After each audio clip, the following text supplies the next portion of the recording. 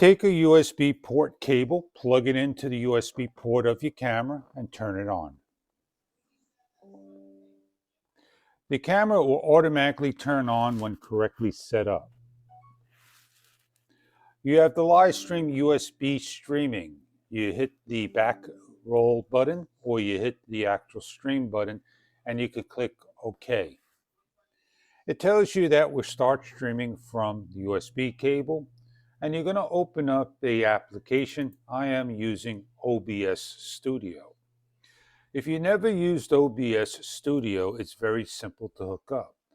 All you do goes to the plus, no source selected area.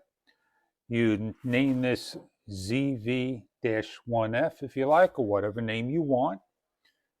Hit OK, and come to the source area, hit the plus, video capture, OK, and choose the ZV-1F. It opens up, and click OK. It's a 720p window.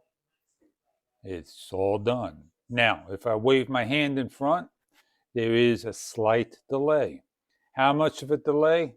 Go take a measuring stick and measure it. Not a delay as much. And that is how simple it is to stream to anywhere from OBS and setting up your camera, the Sony ZV-1F.